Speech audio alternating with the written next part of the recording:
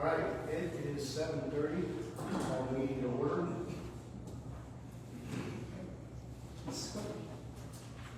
Miller is here. Mr. Schwarzenberger here. Mr. Troyer here. Mr. Phillips Here.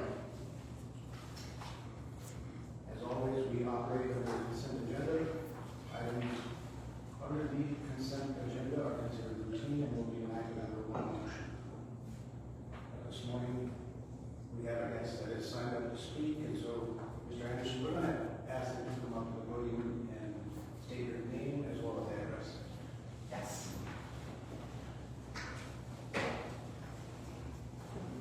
Good morning, members of the board. My name is Corey Anderson, and 7010 SR 241, so I'm a resident within this district. I understand that I have 3 minutes for each separate subject. I just have 4 subjects. I guess the first one is I noticed Ms. Klink's name tag isn't even here. That's a surprise for me. Is there any update on is Ms. Klink still on the board? Yeah, she's still. Okay. Second item is that I appreciate that in various places there's been announcements about the July meeting being moved from the 3rd to the 2nd Friday. I don't find any action in the minutes since the schedule was set back in January for the 3rd Friday. And while I appreciate the announcements, I believe there should be some sort of board action to move that meeting, which could simply today be one of you making a motion to change the meeting to the 2nd Friday instead of the 3rd Friday, and then it would be voted on. And then it would avoid exposing that meeting to some sort of legal scrutiny. That could be action taken today, even though it's not on the agenda, and a board member can raise that. So, third point that I have is one of the agenda meetings today, or agenda items today, is moving close to $4 million towards a fund that it looks like, from what I'm reading on the agenda, that money is going towards refresh projects in buildings that are at least 70 years old, and then also perhaps adding on. And I continue to ask if that money is not better spent consolidating the district, much like West Holmes has done, Triway has done, like Southeast has done, into a single campus rather than having a lot of very old buildings that have well served their purpose, and instead giving students a opportunity to have an up-to-date facility. So I want to encourage and continue to nudge the board to be rethinking how millions of dollars are being spent for the future in this district. And as I've raised publicly before too, it would also help address potential church-state entanglement issues with all segregated schools by civil denomination, which really is one of the original reasons that James Madison added the non-establishment clause to the First Amendment of the Constitution, was to keep the state from sponsoring denominational specific education. That said, I want to say that public schools are for everyone, so I don't think anyone should be excluded based on their various identities from the public school system. Finally, of course, it's on many people's minds in the community, the note that was put out last week about Superintendent Bune's father being arrested, and I do want to say that I don't understand the depth of how that can affect a person, and I do hope That is our 3 minutes. Okay, 3 minutes according to your bylaws are for each of the topics. So You're entitled to 3 minutes. Beyond that, it's at the board's discretion. okay, the bylaws specifically say that for each item that are totally separate topics. Let's go ahead and it's 3 minutes. let's finish the topic that you want to talk about. I appreciate that, and then maybe we could clarify that point for a future meeting. And I just want to say I do hope that there is support there available for you, because that's a very difficult situation.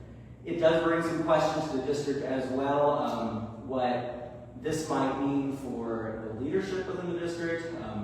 Unfortunately, this is the second time a circumstance like this has happened within his family. That's all about. Just shut it down. This was raised in the note that you all had mentioned on the website, and so if I may respond to this is the public matter that you all have raised. But you're bringing up a personal thing, we bring up. Concerning someone in the school district who's unemployed. So, at this point, as far as I'm concerned, we're talking about a lot of hearsay within the community. And so I would like to encourage the board that if you all are facing any hearsay about Superintendent Yoon, that for some reason he may not be safe around children, I would say that the law says that every man to himself, and that I would like to publicly go on record and say that I would not support any rumors like that would try to push him out if people try to take that from his family and apply it to him. Everyone to himself.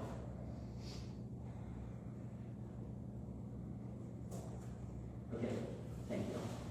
Thank you. Okay, next we have the approval of last month's minutes. Could I get a motion to approve last month's minutes? I'll make a motion. Any discussion?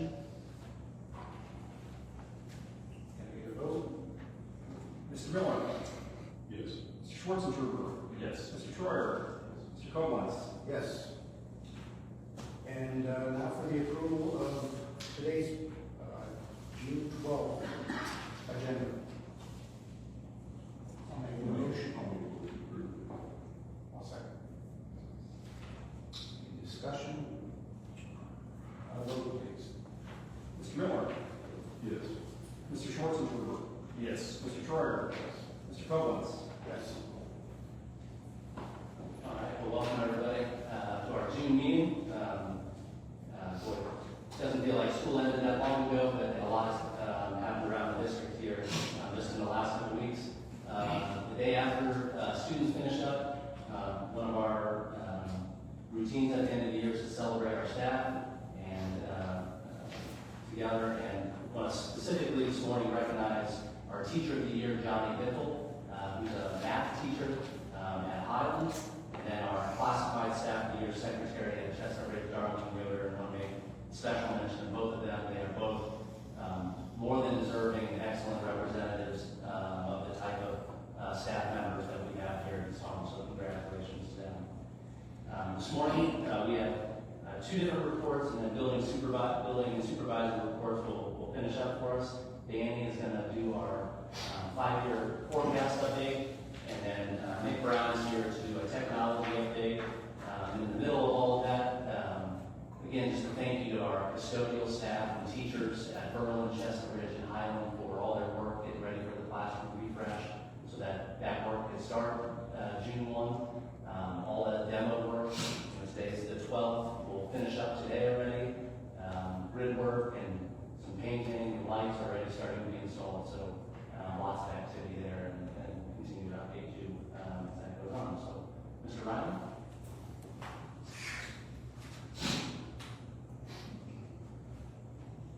Right. Morning, everyone. Morning. Okay. Just a quick look at the forecast here. A few notes before I get into it. The financial forecast is a multi-year projection of general fund revenues, expenses, and cash balance in the general fund. It tracks only Fund 001 and is separate from other funds like lunch and building funds, things like that. So it's just looking at the general fund. Ohio school districts submit 2 forecasts to the state per year. Previously, they were submitted in November and May. With the passing of the budget bill last July 1, it was changed to a different timing of when they were submitted. Forecasts are now submitted in August and February. So we're in June, and the board is reviewing the forecast now to take a look at near year-end expenditures and revenues with kind of a look ahead to August when the forecast is due. And at the August meeting, I'll note any significant changes then, and it'll be for board consideration at the August meeting. So just kind of time on those changes. A few things I'll look at today are some revenue projections and expenditure assumptions relative to the general fund and cash balance trends and some related financial considerations.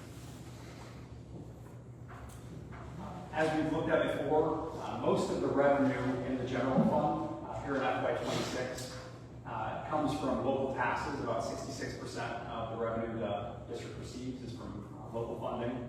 That's a combination of Class 1 and Class 2 real estate, as well as personal utility property taxes. I'm sorry, public utility personal property, otherwise known as PUP.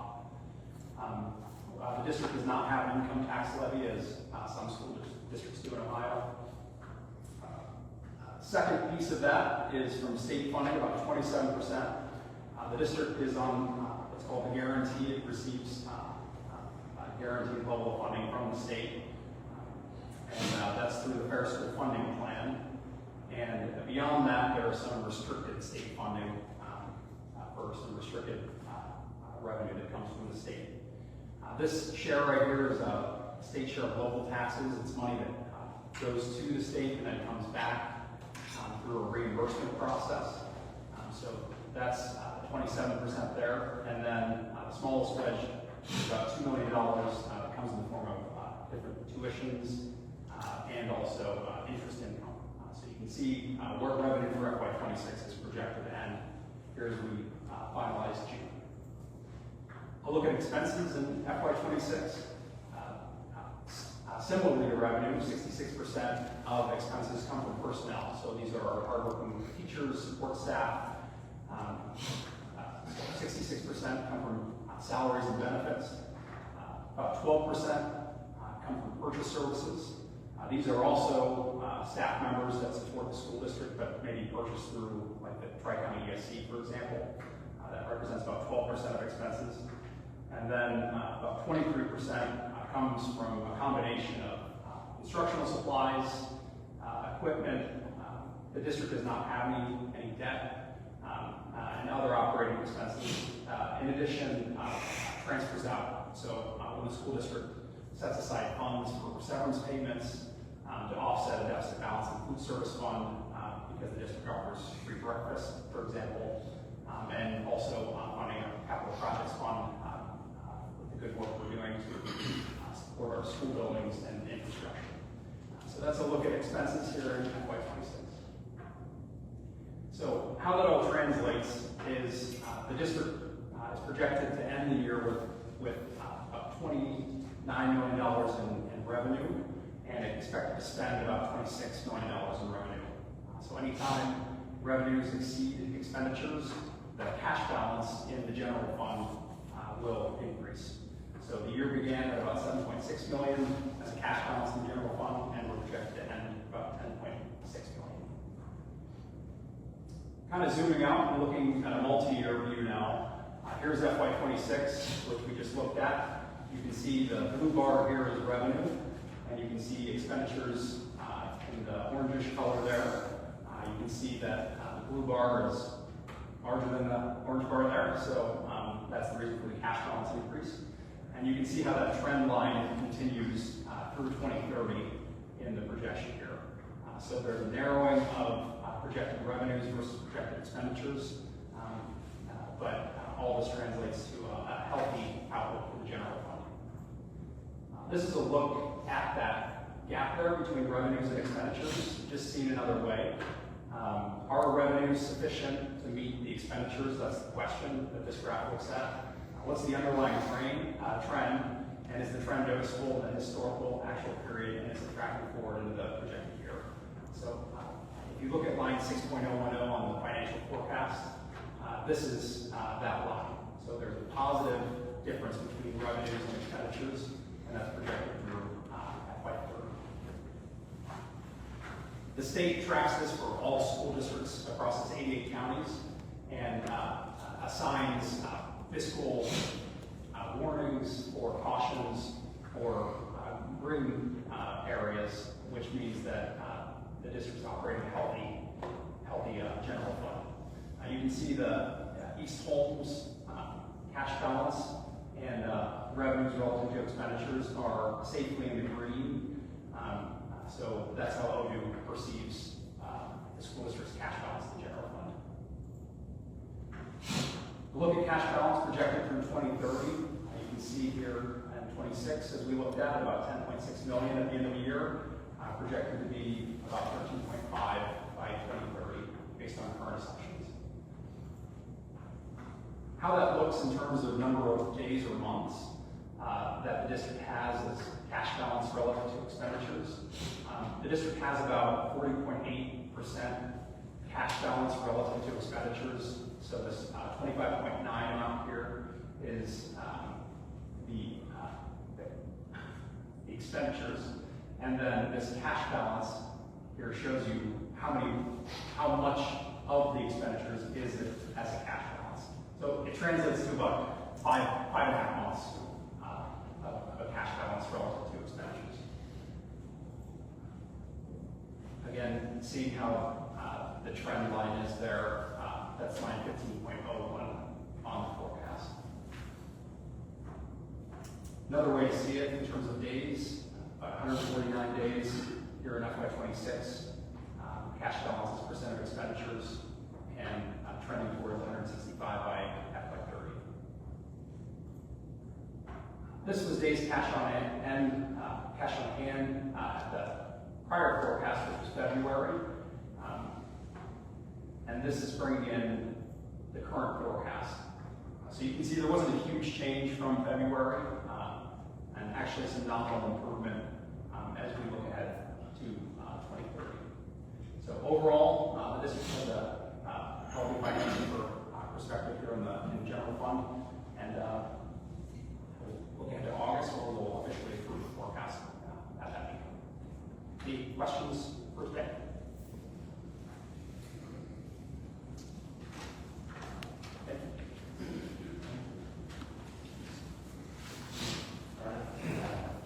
Brown's going to come up here. Nick Brown is the Executive Director of Technology at ECSC. And these are managed IT services for the district. I think this is, we might be finishing our 8th year, I believe already. So Nick's just going to share a few updates and just some context for the work that they do in the district. So. Good morning, everyone. It's hard to believe it's been 8 years already. Just to give you a little bit of background as to why school districts are moving towards managed IT. The biggest thing is things have changed a lot in the last 20 years. When I was in school, it was typically the math teacher who was kind of technical. They would grab that person for maybe a few periods a day, and they would become the IT director of the school district. That was probably back when there was one computer per classroom. We didn't really have complex networks and wireless and things like we have today. And so that has now changed to the point where we have devices in every student's hands. We have these enterprise-grade networks and servers that are running the infrastructure. We have targets, cybersecurity threats, things like that. And then the biggest thing is state compliance mandates. Back 20 years ago, there were no compliance mandates. You could pretty much get away with anything you wanted. So what we've done is we've built a program where we actually go with a team approach for managed services. So you don't have just one person supporting the district, but it's a team of folks. So we have a technical account manager who helps with positioning, budgeting 5 years. When we talk about the forecast, making sure we know what our technology expenditures are for 5 years. We also have things like network administrators, system administrators, help desk technicians. That's usually the person in the district supporting the day-to-day operations of teachers, staff members. A new position for us is a cybersecurity specialist, which we'll talk about here, and application administrators. And this is really the power behind IT services and why districts go this route. When you have 1 or 2 people in a school district, they're doing everything, and they never get to specialize in any one thing. And so this approach really allows folks like network administrators and system administrators really to hone in on their craft and have a deeper level of understanding of the things that they're managing day to day. So just a little bit of recap, we have approximately 2,300 student devices in these homes, 350 staff devices. These are things like laptops, desktop, interactive boards. We manage about 41 network switches, the underlying infrastructure that keeps all of this stuff connected, and approximately 8 servers. To date, we have completed 1,191 tickets your school year. A ticket can be anything from, hey, my printer doesn't work, to, hey, I clicked on this phishing link, I need somebody to investigate the potential cybersecurity issue that's come about. Just a little bit of background, there's a lot of districts that are going to this model. So just locally here, so you have some context, we've got Buckeye Career Center, Garaway, Riverview, local schools are kind of your neighbors.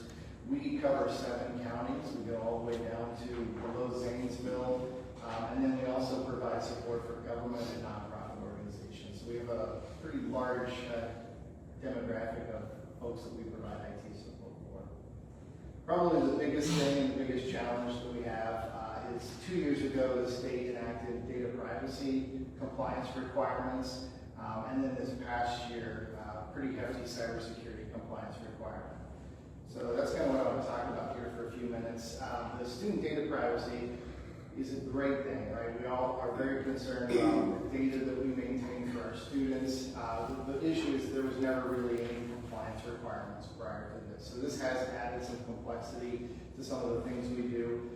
For example, a school district used to be able to just purchase a software package and use it, whereas now we have to vet that software. We have to see what their data practice is. We have to have a data privacy agreement in place that outlines what happens if they were to get some type of breach, as well as what happens if we sever ties with that company. Do they continue to maintain that student data?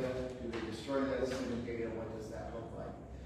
The biggest issue with this is sometimes this process can take upwards of 90 days. So, we have to tell teachers now that they would see the shiny new object on Sunday night, be able to implement it in class on Monday morning. And that's no longer the case. If there's student data involved in that transaction, we now have to go through this process for every application that we are utilizing. And then all of that is tracked and put on the district website. So now parents have transparency into the applications that we're using with students and the data that those applications have access to.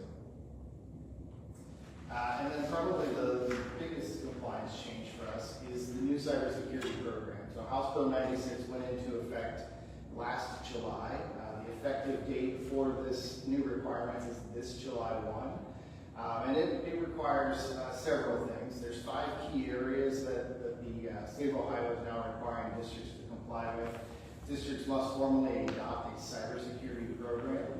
That cybersecurity program needs to be industry aligned. So when we talk about industry programs, some of you may have heard of the NIST framework. The NIST framework is the same framework that the government follows to make sure their systems are secure and data is secure. And so what we've done is we've worked with the ITC, the other school districts in the area, and we're all kind of aligned with adopting the NIST framework. We particularly are going with the Cybersecurity Framework 2.0 standard, which some other components of that is it requires us to identify critical systems within the district, perform risk management and risk assessment on those applications. We have to have a threat detection system in place. So if somebody were to click on a link on a website, download some type of ransomware, we have to have some type of application in place that detects that and helps deter that. We also have to have a formal incident response plan. So when folks do click on things on the internet or open up an application that causes some kind of an issue, we have to have a formal plan that we follow to make sure we eradicate the issue and we follow it all the way through until it's clean and we're back to normal daily process. The biggest thing is cybersecurity training. This is a core requirement. This is actually something the auditors are going to start auditing beginning this year. All staff are required to have cybersecurity training that is aligned with their job. So folks who have more access to student data, financial data, have a higher level training requirement than, say, a classroom teacher. So again, these are things that are going to be implemented for next school year. And the big one is ransomware. At no point can a school district now pay ransomware without a formal resolution from the Board of Education. So if that were to ever happen, this body would have to decide, is it in the best interest of the school district to pay the ransomware and why, and then have a formal adoption before something like that can occur.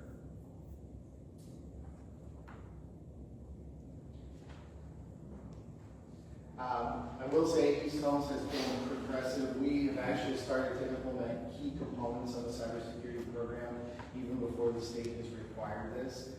For at least the last 2 years, we have already deployed and utilized an endpoint detection and response application. That is a piece of software that sits on every device in the school district and monitors traffic and makes sure if and when somebody clicks on something that it's shutting it down if it's nefarious or could be harmful to the district. We also implemented phishing last year, so monthly we are phishing all staff. If you're not familiar with the phishing email, it's just basically a fake email that tries to get you to click on something and put in some type of information. Just to kind of train folks to question every email, question everything they click on, and get to the point where they're really not trusting things that they see off the internet and really taking an approach where they're vetting that stuff before they click on it. And then the other big thing is this year we have put together a cybersecurity manual that it's a 60-page manual that the focus are 20 of the NIST CSF controls.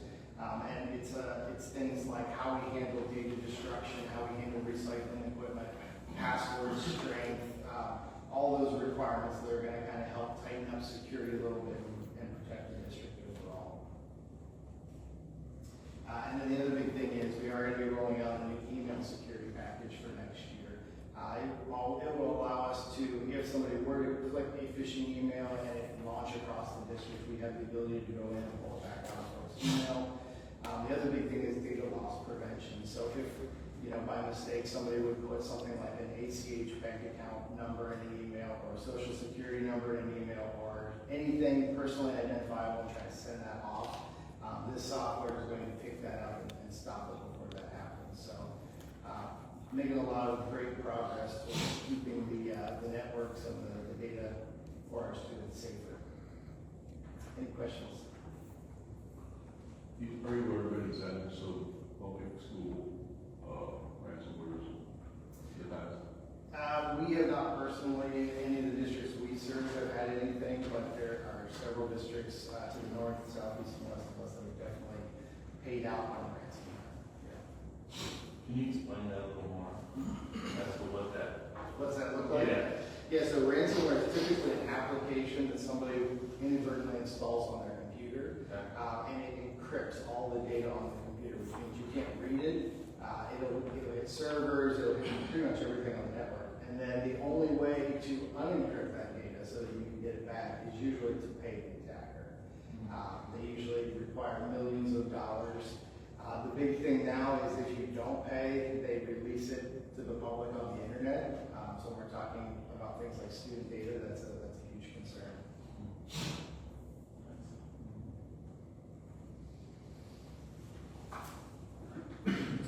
Thank you. Thank you. Thanks, Dan. Mr. Middlebury, you want to kick us off? Yeah, I'll kick us off. Good morning, everybody. Like Mr. B said, summer's hit, but things haven't slowed down. Getting ready already for next school year, schedules, different things going on, updating, a lot of things going into next school year. But to finish off the school year, had a really good end to the school year. Graduations went really well.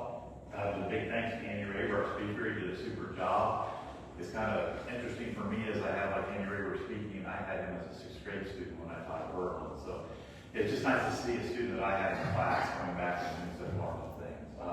Also just want to thank the board. Steve, I know you were at Mount Hope, and Linda, you were at Chestnut Ridge. I know others have been at some in the past, but just appreciate your attendance at those as well. It goes a long way for our parents to be able to visit and meet with you guys. So thank you for that.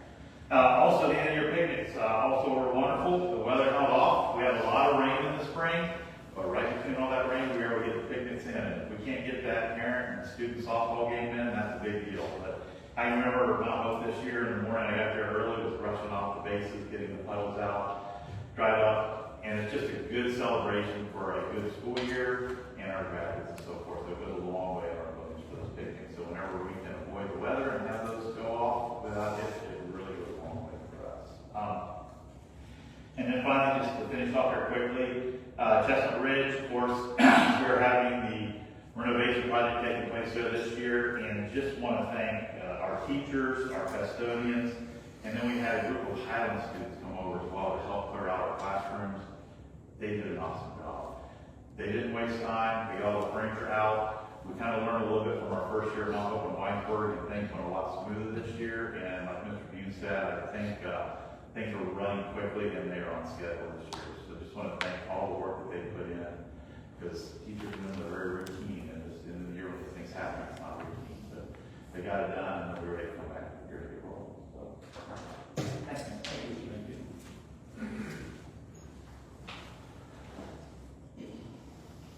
I normally have 3 things to share with you, so I'm just going to share 3 dates with you. May 22nd, between the raindrops, we had our Winesburg picnic. I believe I counted 11 different Oreo desserts there. Food was great, but the biggest thing about that is there is a vibe to that whole happening. When I talk to people and tell people about the families here, it's just not our intermediate families, it's a community. And that's definitely a display there. That afternoon, we had a rocket launch at Walnut Creek. Our rockets were going as high as the water tower this year. A lot of oohs and ahs, and it was a good day. May 26th, we had our staff versus 6th grade kickball games. Walnut Creek, we ended up going extra innings and met our time limit and ended up in a 4-4 tie. And at Winesburg, we lost. So we're not too bitter about that. But we'll do mandatory kickball practice next year. And then May 27th, we clapped out our 6th graders. 2 great 6th grade classes that move on, and they're always going to be part of our families at our schools. But also, after we clap out the 6th graders, we clapped out Joe Wall, who retired from Winesburg, and we clapped out Mark Holmes, who's retiring from Walnut Creek. So, we're going to miss our 6th graders. They're the leaders in the building. They move on, but we have the next crew moving up. And also, Ms. Wells and Ms. Moore, we're going to miss them greatly. Thank you. Morning. A couple things from the Valley as well. Graduation was May 27th at the Oasis Center. Thank you to Mr. Mew and Mr. Troy for showing up. Good ceremony, and also softball games afterwards, and nice night for that. Been grateful for the time I've been able to spend with Mr. Tyler Cook, the new principal. We've spent numerous days over the last, 2 or 3 weeks working together since school was out, and more upcoming days until I give him the keys to both buildings. So that's been great. We've also had the opportunity with our new teachers, Maya Bagnado, Jamie Davis, and Sarah Hales isn't new, but coming to Wise. So both of us have made contact with them and talked to them numerous times. So they'll be ready to the ground in August and get going. And I once again want to thank the board, Mr. Mew, and everybody for the support over the last 11 years, and I look forward to moving next door here in a few months. Thanks. thank you. Yes.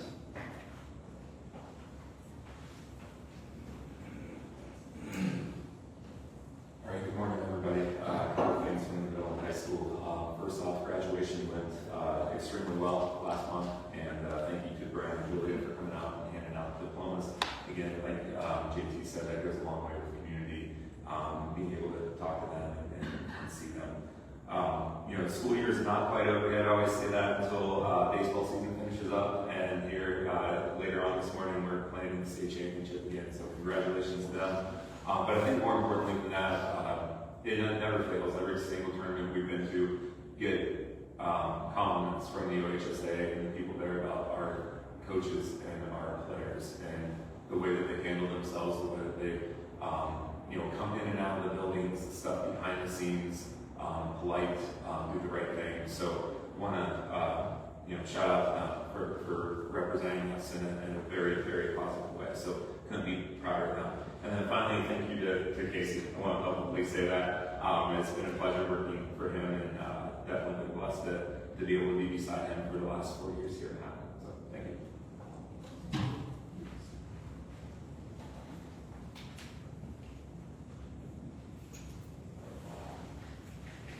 Good morning, everyone.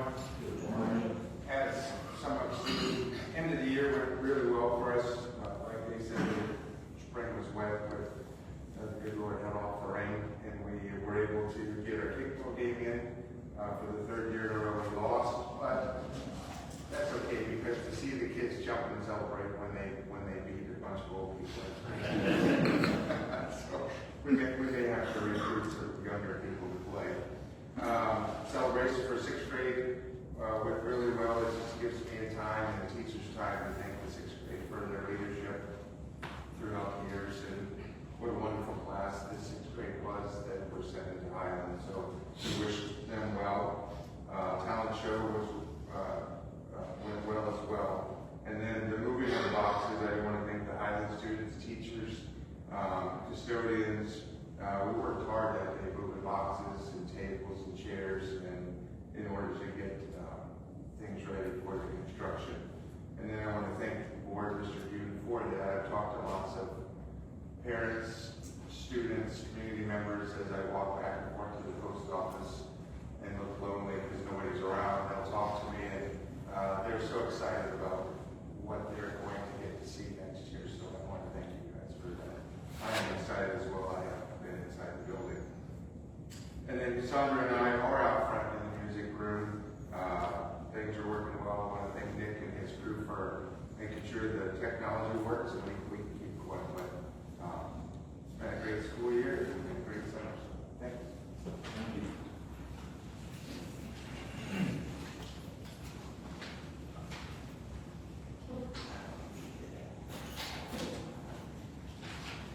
Good morning.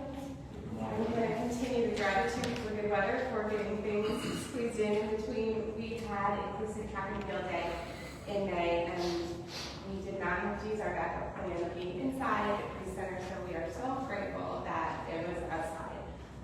We had a variety of our students from a variety of schools who attended variety of events at the boys kick off the events with long jump, which I'm pretty sure some of our kids could just do the long jump the whole time and do nothing else. There's just something really fun about watching them enjoy that and do that event. We had a variety of field events, running events. We had some face painting, hand painting this year. And it's a structured event, but it's pretty low key. We don't have specific keys, we don't give medals, but the kids are so happy. You've probably never seen so many smiles in one place the whole time. So it's just such a good thing that I get to continue here in the district. I want to thank Reese Monica and Michelle Mishler, particularly because they put so many things together, made arrangements, and the Highland leadership students. They're great. They announce the events, they run the events, they cheer for the kids, and this year we had some one-on-one partners so that the student who was participating had a Highland buddy to do all those things. It was a great addition. So we plan to continue. Thanks.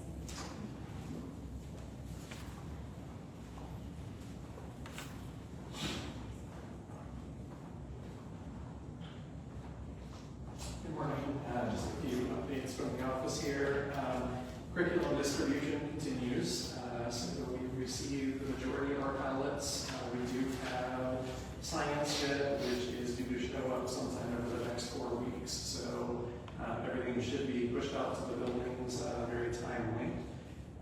Digital curriculum accounts for the students are in the process of being closed down for this year. Generating that data into a historical perspective, and then setting up accounts for next year. So working through some of those pieces. Testing results should come to us here very shortly for the paper pencil tests, and parent notifications will be going out over the next couple weeks here through the June 30th required deadline. Federal programs, the initial funding allocations are in, and so as we kind of go across the consolidated application, consists of Title I, which is basically our Title I reading teachers, Title II, which is professional development, Title III would be for our English learners, Title IV is considered expanding opportunities for students, and then the IDEAB, which is for special ed. And so in looking at the initial allocations, they're about $68,000 less. However, throughout the year there are reallocations, so I would anticipate that we would come close to breaking even with this past year here. The first week of summer school is in, and super thankful for the group of teachers that we have really taking the kids under their wings. We have a fun group of students, and they're definitely eager to learn, so that has been great. And then lastly, professional development calendar for next year, just working through getting some of those pieces into place, looking at things like science, data map, which is a program that we're going to start using a little more effectively across the district. Kind of a one-stop shop for student test results, attendance, all of those things that we take into account as we're trying to make plans to better serve them. So, thank you.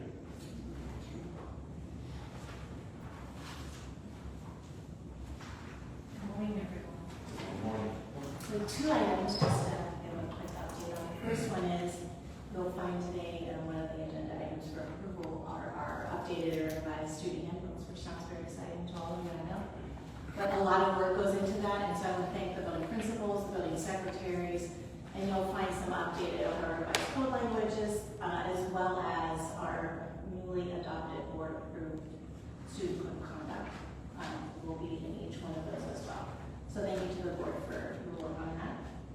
And I would also like to share about our final leadership collaborative session up here. So, Mr. Bune, again, I'd like to thank you for your vision of developing a culture of leadership across the district. It's been an exceptionally positive, filling experience for all of our staff, and the feedback that they provided, I think they truly appreciate your vision on leadership as you've worked to shape that for us. So thank you. And in collaboration with our community leaders, it's been just such an exceptionally, it allowed us the ability to come together no matter what role anybody played, and so it just afforded us an opportunity to not only grow individually, but also collaboratively across the district. So I appreciate that. So the final session, we had that May 18th, the day after graduation, and that was facilitated by Mr. B and I. And it was kind of a culmination of all of the sessions before, and our community leaders helped build each one of those sessions. So those of you who are new to that information, we had community leaders facilitate different topics around leadership development. And then this last session, Mr. Bean and I kind of put together some problem-solving experiences. And so they had to utilize the learning that they've had in each one of those sessions to work together as they solve problems. And it was really a cool experience. So Eric, I appreciate, and it was just really, I think, not only great for our staff, but as we build the community as well. So when you use that phrase, developing a culture of leadership in the district, I think it meant it out really well for us. So thank you for that. Thank you.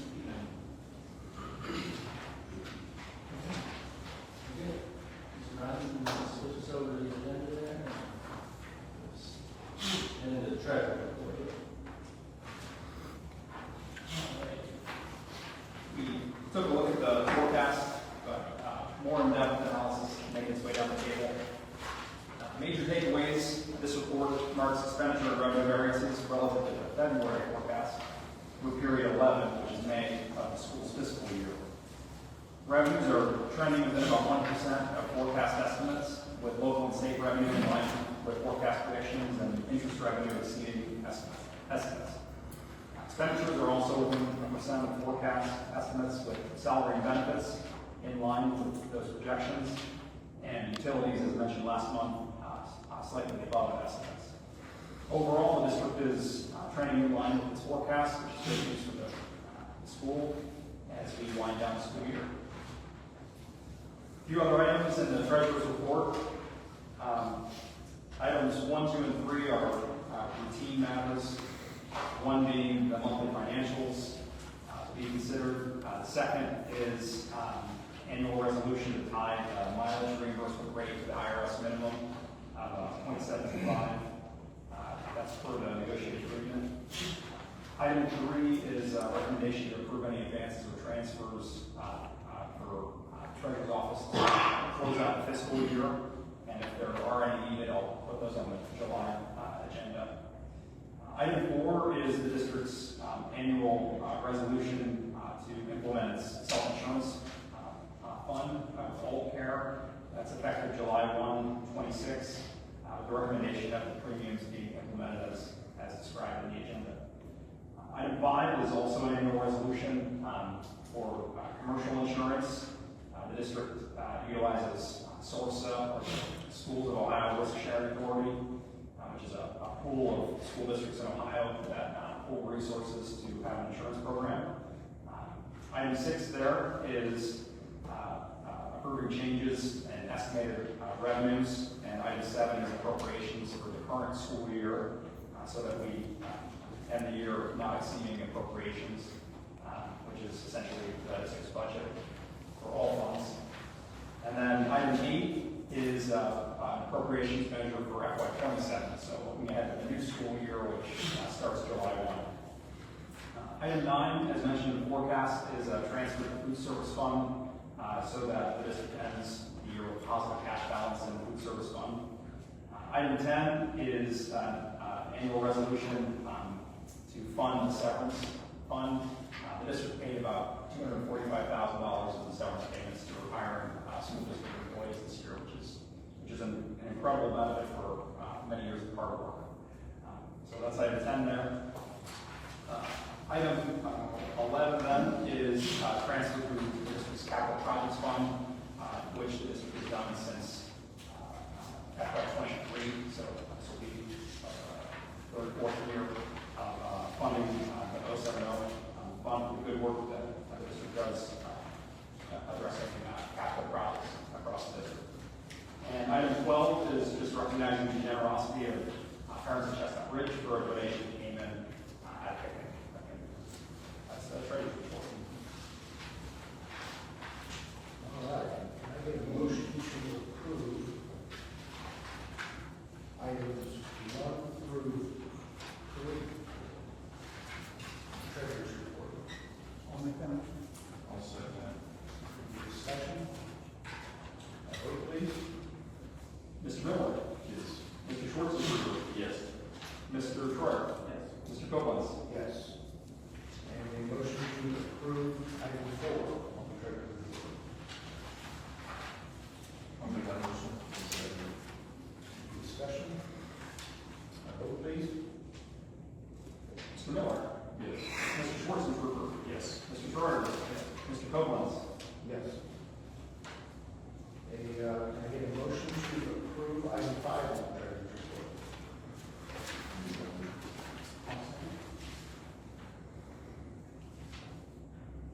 And any discussion? I have a question maybe on the cyber part of our insurance there. Does that cover, does that have anything to do with, like, is there any insurance on ransomware or anything, or ransom, is it? Yeah, there's coverage for up to a certain amount. Okay. Anything that exceeds that amount, but underneath the policy, but yeah. Thank you.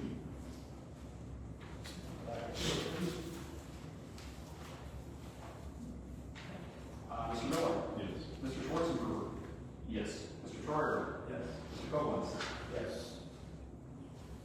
And a motion to approve item 6 on the treasurer's report. I'll second Discussion? Vote please. Mr. Miller? that. Yes. Mr. Schwarzenegger? Yes. Mr. Troyer? Yes. Mr. Koblenz? Yes. Motion to approve item 7 on the treasurer's report. I'll make that motion. Second. Discussion? Vote please. Mr. Miller? Yes. Mr. Schwarzenegger? Yes. Mr. Troyer? Mr. Koblenz? Yes. Motion to approve item 8 on the treasurer's report. I'll make that motion. I'll second it. Discussion please, or discussion? Vote please. Mr. Miller? Yes. Mr. Schwarzenegger? Yes. Mr. Troyer? Yes. Mr. Koblenz? Yes. And a motion to approve item 9 on the treasurer's report. I'll make that motion. Second. Any discussion? Vote please. Mr. Miller? Yes. Mr. Schwarzenegger? Yes. Mr. Troyer? Yes. Mr. Koblenz? Yes. Motion to approve item 10 on the treasurer's report.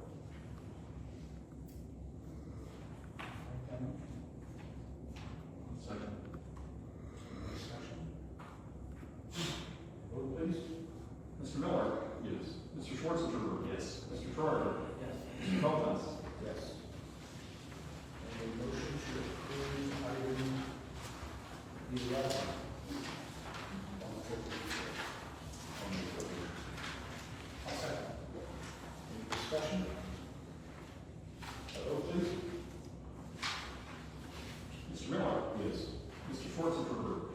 Mr. Troyer. Yes. Mr. Koblenz. Yes.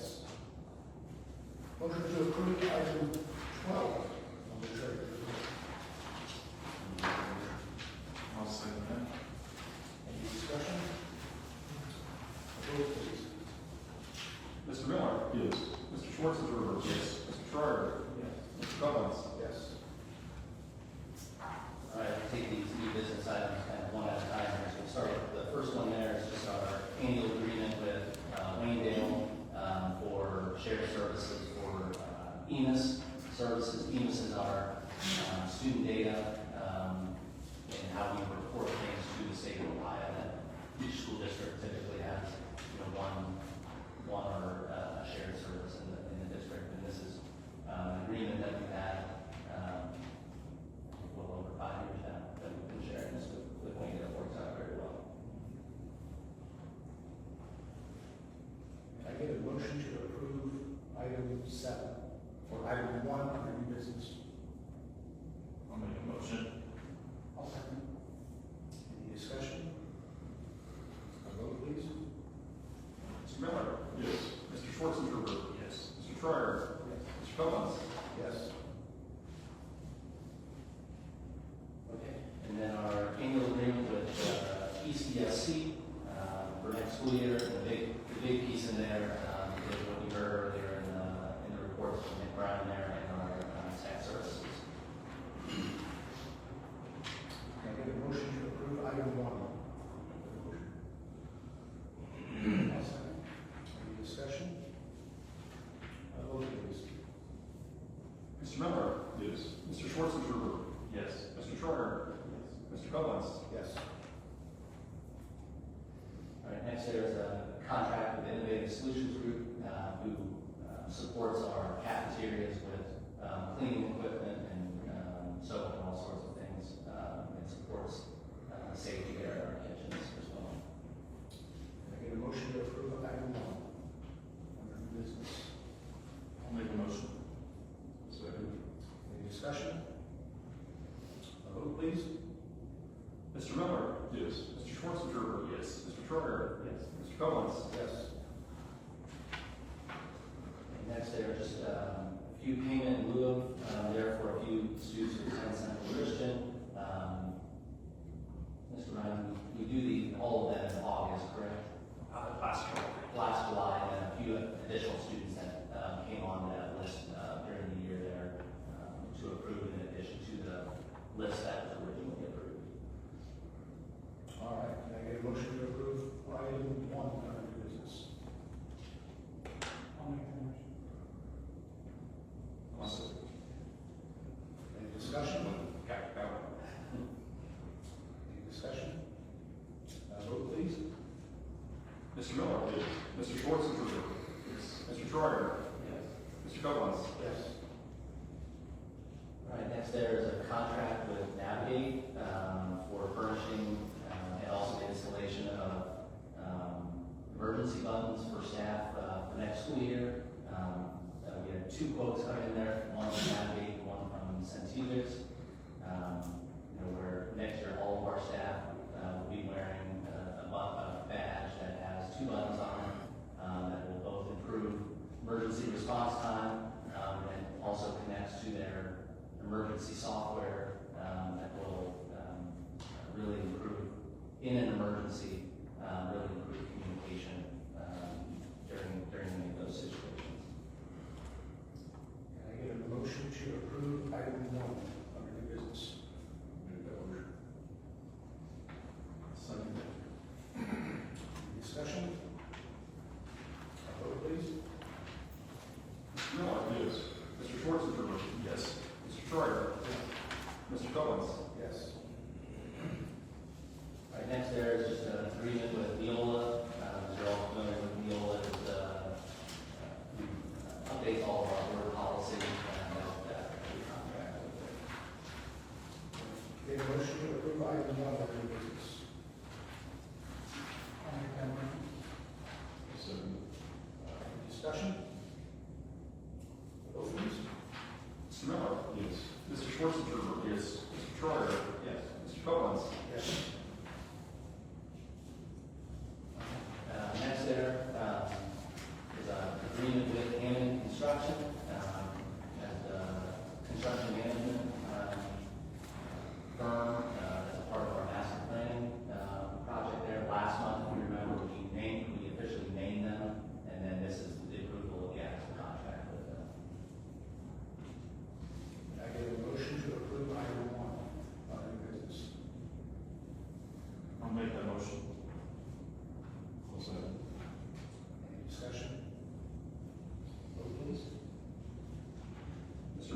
Yes. Mr. Schwarzenberger. Yes. Mr. Troyer. Yes. Mr. Copeland. Yes. Next, there's just an increase to our teacher substitute salaries. We're currently at $100 per day and increasing to $125. We last increased in 2024. This brings us kind of back in line again to neighbors and peers who are also right around that same level. Can I get a motion to approve item 1 under new business? I'll make that motion. I'll second. Any discussion? Vote please. Mr. Miller. Yes. Mr. Schwarzenberger. Yes. Mr. Troyer. Mr. Copeland. Yes. All right, and then last year's new business, just ask you to take 1 through 5 together there. 1 is just our annual agreement with the village network to provide counseling services to the district at the same level that they are this past year, so no changes there. 78 students who will be taking College Credit Plus courses next year. Mr. Renner, I believe that's several higher than it's been. It is, yeah. So a great benefit for those students and their families. As Mrs. Franz referenced, approval of handbooks there in 3 and 4, and then lunch prices there to round things out with no changes there from last year on lunch prices. All right, can I get a motion to approve item 1 through 5 under new business consent agenda? I'll do that motion. I'll second that. Any discussion? Vote please. Mr. Miller. Yes. Mr. Schwarzenberger. Yes. Mr. Troyer. Yes. Mr. Copeland. Yes. All right, and under personnel there, we ask that you take 1 through 8, starting off with the retirement for Doug Hostetler, effective at the end of this year. Just a correction to new PE teacher, the Lance Schwarzenberger's contract. He was approved at just a bachelor's lane, and he should have been approved at a bachelor's plus 150 lane. Welcoming a new teacher at Walnut Creek in Washington, a dental teacher, Kayla Knopsinger. She replaces Emily Donovan, who's now our athletic director. 4, approval of Tommy Litter, who is our 3rd grade teacher at Walnut Creek. She's going to provide some home instruction this summer. 5, approval of 10 extended days for Michelle Sauenheimer next school year. 6, the transfer of an aide at Berlin to our cook opening at Berlin there next school year. Eric, can I just add for 5, sorry, Eric? Yeah. For Michelle, it's up to 10 days as needed. I'll put that in minutes. Thanks. Yeah, thank you. Number 7, 3 new classified staff members there, 2 bus drivers, Todd Uren and Alan Yoder. And then new secretary at Walnut Creek, Marissa Paganelli. I got that right. Mr. Hayden practice that one. And then number 8, a list of supplementals there, A through U for next school year. All right, I get a motion to approve items 1 through 8 on the personnel items. Make a motion. I'll second. Any discussion? Vote please. Mr. Miller. Yes. Mr. Schwarzenberger. Yes. Mr. Troyer. Mr. Copeland. Yes.